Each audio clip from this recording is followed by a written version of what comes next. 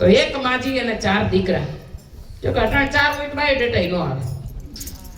4 દીકરામાં 3 દીકરા પરણી ગયા. એક નાની એવી વાત કરી અને અમે પછી શ્રદ્ધાંજલિ બોલીને મારા સત્સંગને વિરામ આપશું કે ચોથા નંબરના વહુ પરણી નહીં આવ્યા એટલે મોટી એની જેઠાણીઓની કેસે માજીનો જીવ થોડો ટૂંકો, જમવા વહુને ઓછું દે.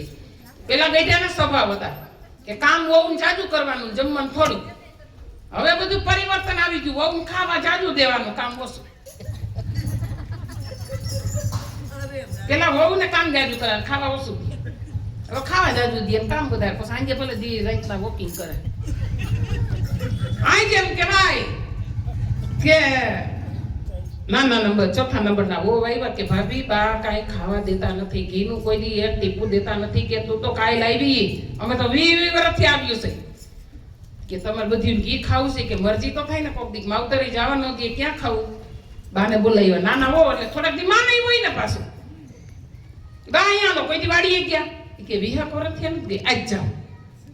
માન રાખ્યું બાઈ, બા વાડીએ ભાઈગા નો ભાઈગા, ગયા નો ગયા. તા તો માર્ગમાં જબરજસ્ત જઈડું આડું આવ્યું. બાએ ખંભે માર્યું કે 10-12 જણા રસોઈ થઈ જાય એવું તો લાકડું છે. ઓલી જીનકે કાર્યક્રમ ગોઠવી દીધો. મોટા જેઠાણીને ચૂલે બેહાયા, ઘીનો ડબ્બો તોડીને દીધું ઘી, ભડકું ને કર ભાભી મોટો શીરો બનાવવા. બીજા નંબરની બાયણા પાસે, ત્રીજા નંબરની ચાપા પાસે, ચોથા નંબરની આ વ્રત ભૂમિના ગેટે ઊભી રહી. આપણે હું કામ બહાર જવું જોઈએ? ગાડે બેહી એના ગીત ગાઈ. ચોથા નંબરની ગેટે ઊભી રહી અને બા વાડીએ પૈગા નો પૈગા તો આવ્યું વાવાઝોડું પાછું. ઓલી જીલકી હલવાઈ ગઈ કે આ તો ઘાણી થઈ. ઓલી બિસારીને એક તો માંડ 20 વર્ષે કોઈ દિવસ ખાવા નથી દીધું. એક સમસી ભરીને માન શીરાનો મેળ પડ્યો તા ડોસી આવી, લાંબો ઘૂમટો તાણ્યો અને ધૂળવા માંડી. ઓલી ડોસી કે મારી બહુને કઈ હતું નહીં, શું થઈ ગયું? આ 20 દીથી આવી છે, કઈ કોઈ દી કોઈ ધોઈના નથી, તાવ માથું દુખ્યું નથી. બા હતુંય નહીં, સેય નહીં, હજી કઈ નથી. જે આવ્યું ને એ આ બધું જઈડામાં આવ્યું. અટાણે આવું નથી કરવું પડે. જીસી જઈડામ છે, કાંઈ વાંધો નહીં. લાય હું તો તડકાની રેપ જેબ થઈ ગઈ, પરસેવો કોકને કહું નાખી આવે. બા કોક નહીં, કોક નહીં બા તમે જ છે. અને આ વાવાઝોડું પાછું ગયું ને તો કાર્યક્રમ પૂરો થઈ ગયો. બકડીએ ઉટકાઈ ગયા. આમાં બા હોય તો કોઈ રિયા જોતા જોતા નો બા વયા ગયા અને મોક્ષ મળે. રામ બોલો ભાઈ રામ. કીધું ને કે જીવને સોનાની પાંદડી બોલો રામ રામ રામ. જીવને સોનાની પાંદડી બોલો રામ રામ રામ. જીવની રૂપાની પાંદડી બોલો રામ રામ રામ. જીવને રૂપાની પાંદડી બોલો રામ રામ રામ. બાને સોનાપુરિયા લઈ ગયા શમશાન યાત્રામાં. બધાય જોડે આપણો દુશ્મની સ્મશાન યાત્રામાં આવે. બા બરી ગયા પછી કીધું તમારી બાના અસ્થિ કાઢી લ્યો. મોટો દીકરો કે મારી બાનો સ્વભાવ એવો હતો ને એ અસ્થિ નો કઢાઈ. અરે કાઢો, સાર દીકરા તમે હાવ આવું હાવ કરો છો. બાના અસ્થિ કાઢી લીધા. તિમોર વાહન ગાડી સાયકલ કાંઈ હતું નહીં. એટલે 4-6 મહિના દીકરા પધરાવા જાય. 6 મહિના થયા એટલે દીકરો મોટા દીકરાને એક સાઈલ દીધી, થેલીમાં સાઈલ નાખી અને એક ડાબલી નાખી. ડાબલી લઈને મોટો દીકરો હાલ્યો. પણ હાલતા હાલતા એમ કહેવાય કે ભાઈબંધનું ગામ આવ્યું ને ભાઈબંધની ઘરે રાત વાસો કર્યો. બે માણા એવા રાજી થાય, લાડવા કર્યા, કઢી બનાવી. જો ખાવા બેઠા, કઢી તો ભાગડી ભેગી હતી. માન નીકળી આ કળિયુગમાં. એક ભાઈ હતા ને ઘરવાળી કાયમ કઢી ડાબલું કરે, કાયમ કઢી કરે. એટલે બિચારો કે હાલ ના બેન ની ઘીરે જઈ આવું, આ કઢી જ મુકતી નથી. બેન વાડીએ ગયા હતા, માથેથી હુમલો હેઠો મીલો. એ કે છોકરાઓ, એ કે હું, એ કે આજ મામા આવ્યા છે કઠી કરવું કેતું નથી કહી. એ કે આ ભાગણી ભેગી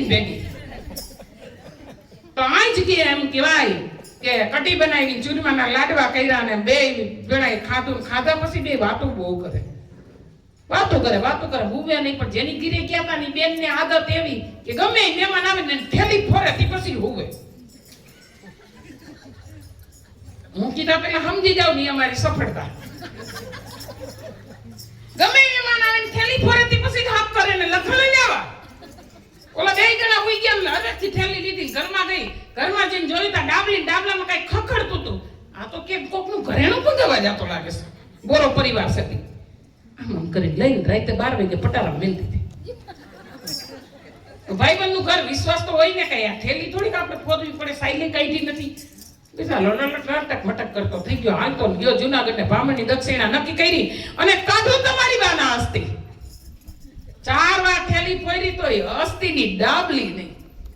બિચારો કે પડી ગઈ છે ક્યાંક, કે બાયું નાખતા ભૂલી ગયા હોય કે સોરાના સોર આવે એ તો એને ખબર ન હોય. અસ્થિની ડાબલી કાઢો, ડાબલી જઈલી નહીં. થેલી 4 વાર ફોરી, સાઈ ફોરી તોય ડાબલી નો જોડે. પાછો વૈરો બિચારો, દક્ષિણા દઈને બ્રાહ્મણને જીત થતી હતી. વરી ભાઈબંધની ઘીરે રાત વાસો કર્યો. બોલો કે તમાર બા જીવે છે, અમાર બા, તમાર બા મરી ગયા, અમાર બા જીવે છે, તમે કેવી રીતે પધરાવ્યા, કેટલી દક્ષિણી લીધી. ઓલો મગ્યા દાંત કાઢે, પધરાવી હોય તો ને. અમે ઠેકાણ જઈને એમ કે લીલીબેન અમાર બા મરે તો આવજો. કાલમાં જીવા પર પ્રોગ્રામ હતો ને તો ઓલા ભાઈ કે લીલીબેન 8 દી પછી આવજો. મેં કાં કે આ બા માંદા છે. કોઈ એમ ન કહે કે લીલીબેન અમારા દીકરાને લગ્ન છે, 7મા મહિનામાં જમવા આવજો. જો કે જાવે ને, આ તો હનવાની વાતો છે. તો આ કેમ કહેવાય કે ઓલાએ કીધું કે મારા બાના અસ્થિ પધરાવાના નથી, ક્યાંક માર્ગમાં પડી ગયા અથવા અમારી ઘરે રહી ગયા. ઓલાને શંકા પડી. 15 વર્ષે ઘર માંડ્યું તો એની તલે ખબર હોય. ઘરમાં ગયો કે મારા ભાઈબંધની થેલી ફોઈ, બૈરી એની થેલી વહી ગયા. પછી મેં તો જોયું તો એમાંથી હાઈટકું નીકળ્યું. મને એમ કે ઘરણું ભંગવા જાય. ગાંડી હાઈટકું નહોતું, એની બાના અસ્થિ હતા. ક્યાં નાખ્યા કે ગટરમાં.